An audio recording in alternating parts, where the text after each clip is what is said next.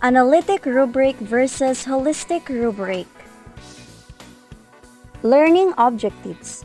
At the end of the lesson, the students will be able to describe what are analytic rubric and holistic rubric, identify the advantages and disadvantages of analytic rubric and holistic rubric, and differentiate analytic rubric and holistic rubric. Hello everyone, good day. I am Kyle Christian Di Malesa and I am together with Miss Mariel Kailing and we are going to discuss about analytic rubric and holistic rubric. We, as future educators, as soon as we begin to teach, very shortly after that we begin to think about what we need to do in order for us to assess or to test our future students, and as soon as we have them doing any kind of writing or any kind of speaking activity, we need to think about how we are going to grade those tasks or activities in a consistent way across multiple students. At that point, we probably need to start thinking about how or what kind of rubric to use and how to create a rubric, and that is what we want to speak or to discuss to everyone right now.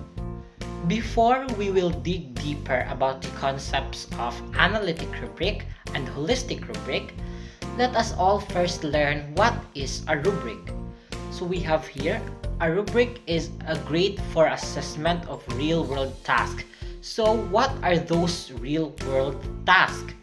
So here we have writing reports, making presentations, designing experiments, demonstrating professional skills, and solving problems. So second definition of a rubric is it is a learning assessment tools. So why it is a learning tool or learning assessment tool? It is a learning tool because it is used to evaluate written outputs, projects, and performance-based tasks of the students. Therefore, rubrics are used by teachers to effectively quantify the performances shown and delivered by the students. So third definition of a rubric is that it helps teachers in grading the output of the students. So why it is so? It is because the rubrics will serve as the guide on how the teachers will rate the students' output, and it can also save time for teachers as well in grading. We have here the fourth definition of a rubric, in which it is a guidelines that clearly identify how a learning activity will be assessed. Rubrics also lay out the expectations for this student regarding what an instructor is looking for from an assignment. A well-designed grading rubric is typically developed in alignment with a set of learning objectives or competencies for a particular course or a particular program. The rubric makes easier for students to understand how to approach an assignment, and it will also make it easier for instructors to assess an assignment in a fair manner. Rubrics can also help instructors to grade more quickly. A rubric is an assessment tool that clearly indicates achievement criteria across all the components of any kind of student work, from written to oral to visual. It can be used for marking assignments, class participation, or overall grades. There are two types of rubrics, which are the analytic rubric and the holistic rubric. So we have here the importance of a rubric. First, a clear alignment with objectives. Rubrics should be designed to align with the learning objectives that a teacher set out for their course. Aligning the rubrics with the objectives ensures that the teacher is assessing students on whether or not they are able to achieve those stated learning objectives. Next is it demonstrates effectiveness of the teacher's instruction. This also helps students to understand what they need to improve upon or review in order to successfully meet the outlined learning objectives for the course. Rubrics also help to maintain consistency across teachers' grading of all their students. Rubrics help the instructor to focus on the main objectives of the assignment and make sure that each student is meeting them. Measuring each student's performance in relation to the rubric ensures that all students are assessed in the same manner. So third is it explains expectations to students. Rubrics help to support the grades that the teachers give to their students on their assignment by providing the why behind the grades. Providing rubrics up for the students also has the benefit of providing them with a detailed look at what you are requiring in the assignment. This often helps students to provide better work and keep them from getting distracted by issues that are not pertinent to the task at hand. Providing these expectations is particularly useful in the environment where students do not have the advantage of a classroom string where they can ask their questions about assignments face-to-face to their instructors. Lastly, it facilitates grading. Rubrics help instructors to save time in grading both short-term and long-term, and this gives teacher a timely and effective feedback and promotes student learning in a sustainable way. Now, we have here a question: why do teachers like rubrics? As what I have observed, teachers often really like to use rubrics for a variety of reasons. One is when teachers are looking at extended responses made by their students. It is actually very practical to have a rubric because it makes scoring a little bit easier for students. It ensures that teachers' scoring is consistent or reliable across multiple students. It does provide sometimes some type of feedback to students, usually because students are able to look the descriptions of the proficiency level and get an idea of their strengths and weaknesses. And so, it enhances its way to provide accountability to their students because they are really providing them with as much feedback as we can. So, teachers generally like to use rubrics, often though teachers have a love-hate relationship with the rubrics. They like to use rubrics but perhaps not this one, or they can find problems with a particular rubric, and so when your teachers start to develop or thinking about using their own rubric, as I have observed, teachers don't ever think that their rubric is absolutely completely finished. Teachers may want to tweak it as they go along after each use to make it and improve it and make it a little bit better and better. But generally, teachers really like rubrics. But what about students? Do you think students really like rubrics? So again, teachers like rubrics because it is very practical, it makes scoring easier, it ensures scoring reliability across multiple students, and lastly, it provides feedback and accountability to students. So why do students like rubrics? Do you think students really like rubrics? The answer to that question is usually yes. Students do like rubrics because again, they can be able to see the criteria for their success, their strengths, and weaknesses. They usually provide quite a bit of feedback to students. Often students are more engaged and motivated when they know the criteria upon which teachers are basing their evaluations, and it can be motivational for students, and it can if they have worked with a rubric, the teachers has been using the rubric before and they are familiar with it.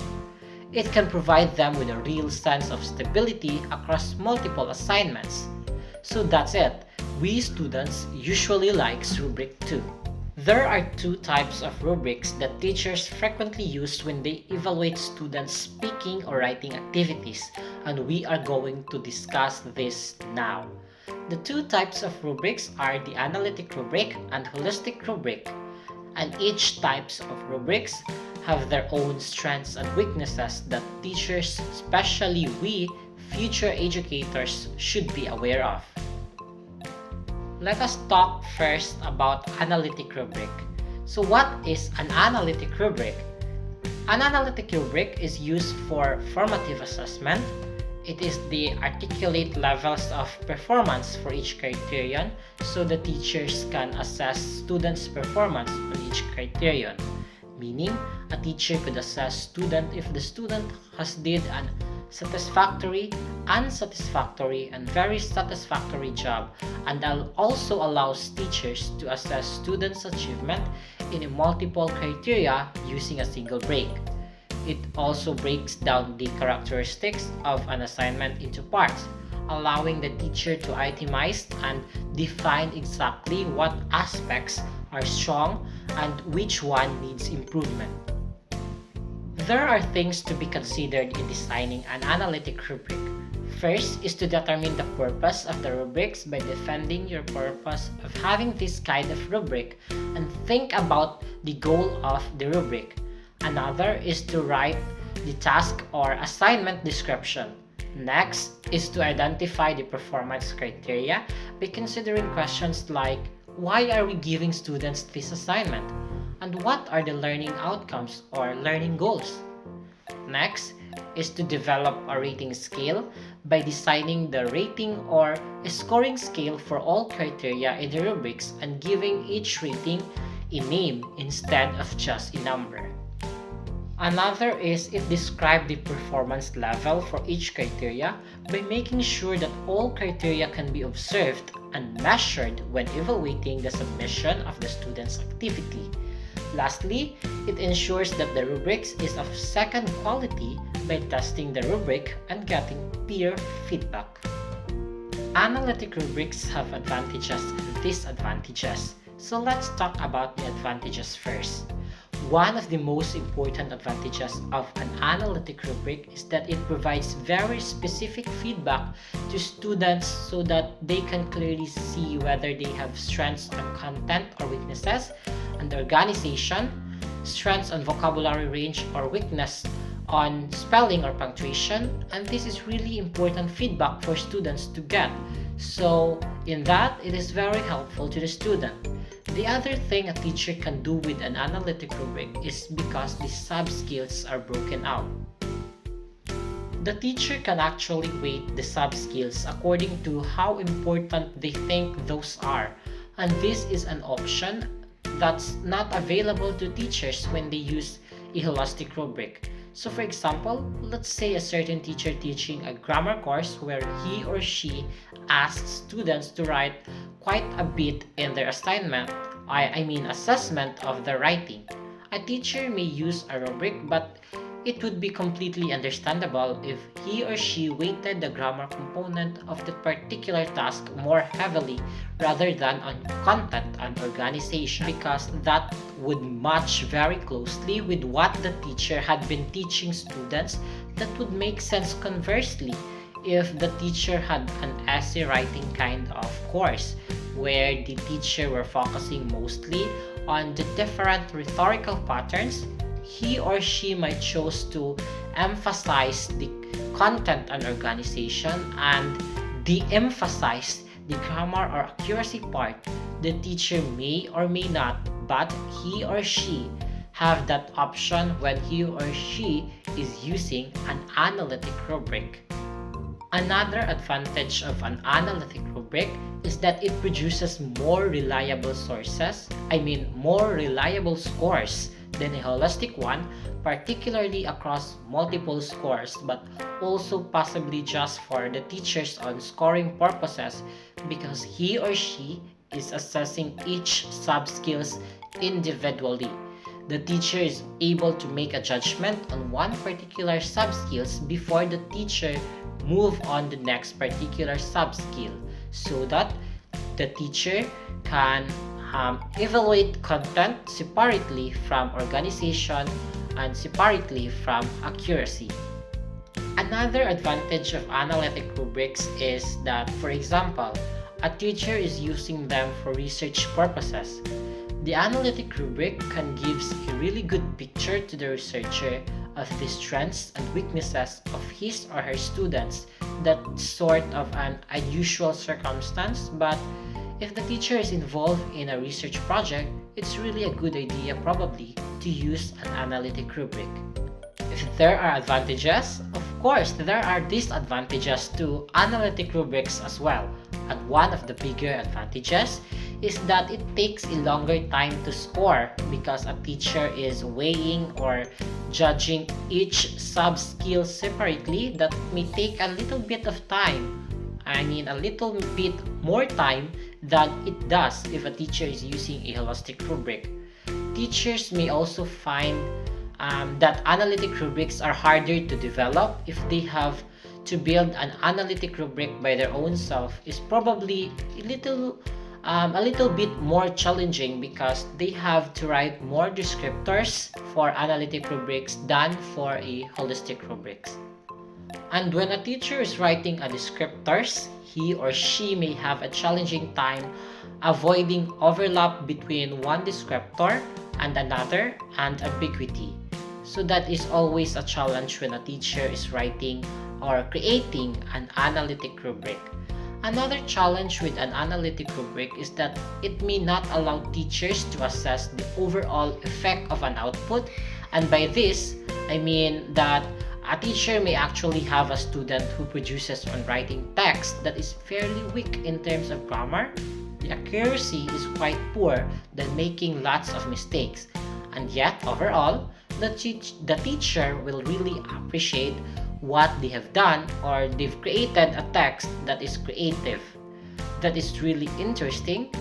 It may not have superior content, but perhaps somehow it is very appealing due to its rhythmic quality or almost poetic lines, perhaps that the students has used. And so, if a teacher is very analytic with the rubric, or if the teacher have an analytic rubric and he or she becomes very analytic when he or she looks at pieces of writing, like that a teacher may not actually be able to capture the overall effect with an analytic rubric.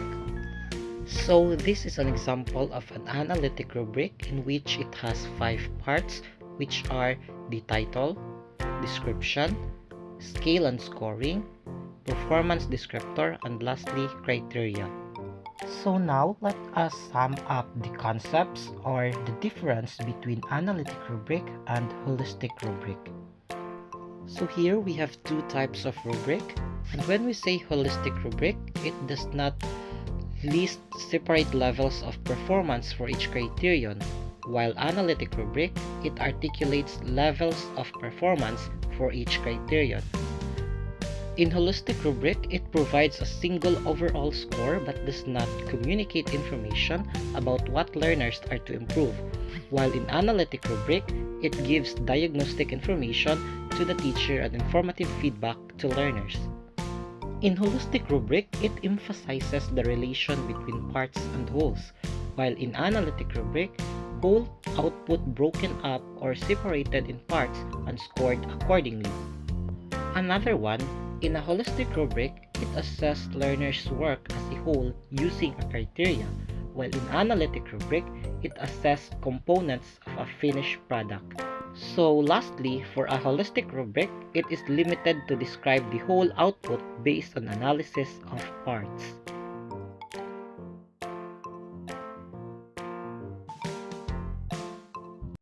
So good day everyone, I am Mariel P. Kailing, your reporter for today about holistic rubric.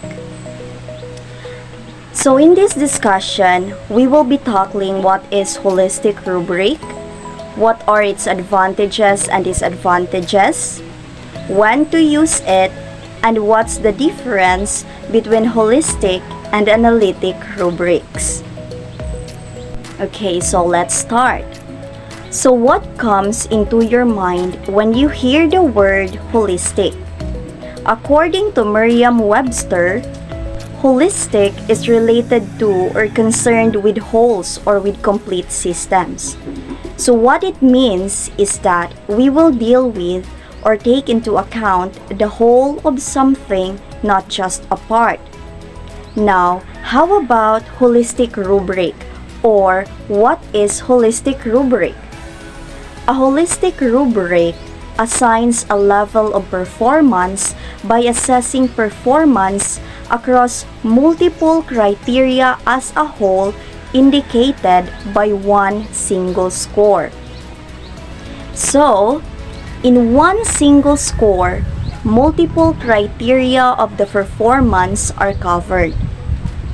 Holistic rubric does not list separate levels of performance for each criterion.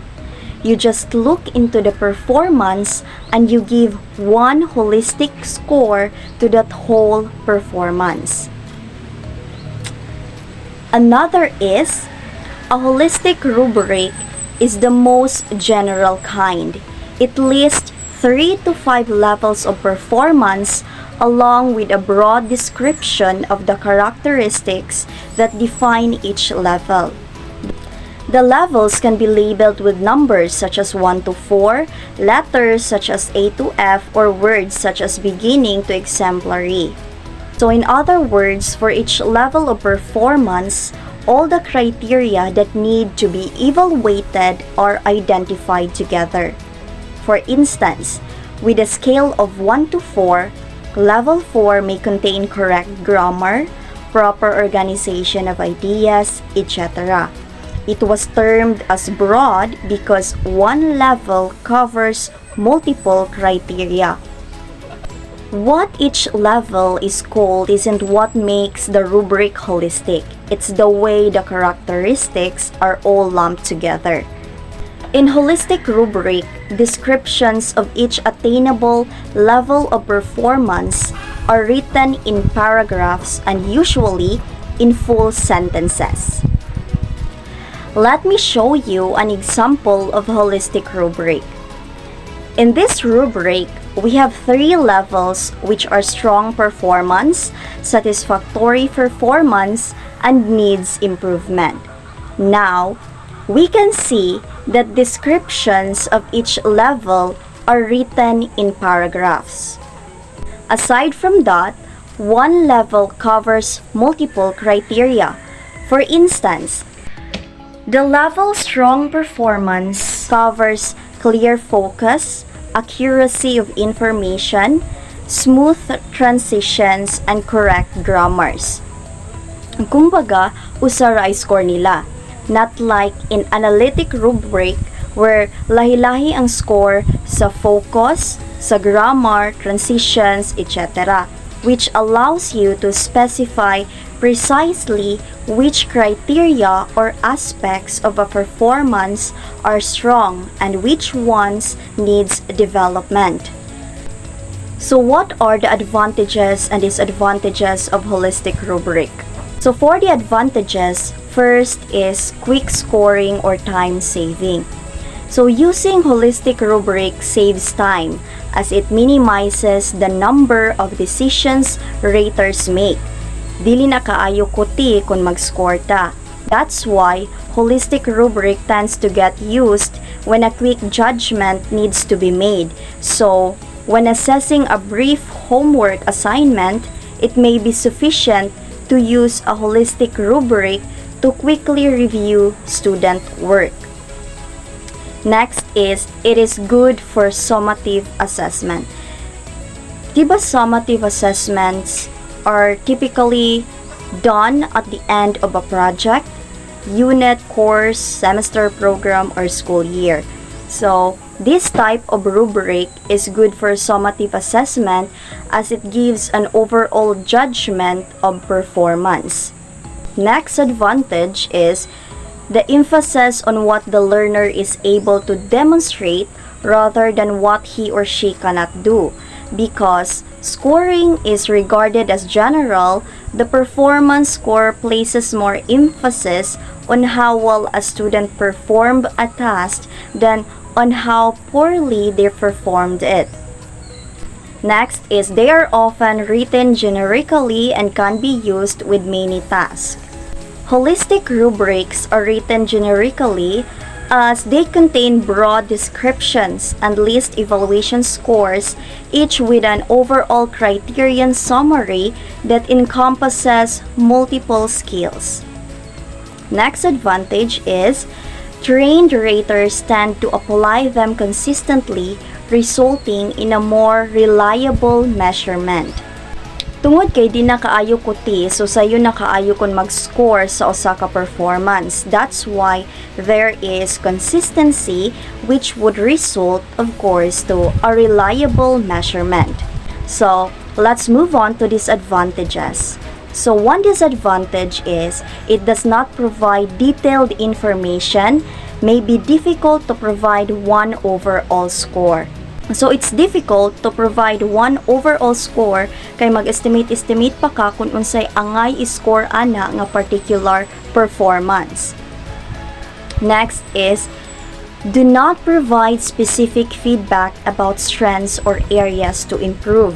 Yeah, because in your whole performance, only one single score is provided. That's why dili ta makahibaw kung what specific criteria ta nabidya kay gi-generalize naman ang pag-score. Next is not useful for formative assessment because they lack specific details. So another is, when student work is at varying levels spanning the criteria points, it can be difficult to select the single best description. And the next is, criteria cannot be weighted. It cannot be weighted because the score is for general or gitipo na. We don't know if out of those 20 points nga nahatag, 5 ba adto para sa presentation or 5 ba adto sa organization, etc. So, when to use a holistic rubric? So, holistic rubrics are best to use when there is no single correct answer or response and the focus is on overall quality, proficiency, or understanding of a specific content or skills. And it is convenient to use holistic rubric when assessing minor assignments or performances. So, what's the difference between analytic and holistic rubric? Analytic rubrics identify and assess components of a finished product, while holistic rubrics assess student work as a whole. So, remember the words component and whole. So, for the summary, holistic rubrics contain broad descriptions and list evaluation scores, each with an overall criterion summary that encompasses multiple skills. This type of rubric are quicker to develop and learn, quicker to score, and quicker to find agreement among various evaluators than analytical rubrics or analytic rubrics. Because they produce a single score, they are most effective when the elements being assessed are closely related. However, they do not give as much feedback to students, and so they are more difficult to use as a learning tool than analytic rubrics. So that's all for my discussion, and I hope you learned from that, and thank you for listening.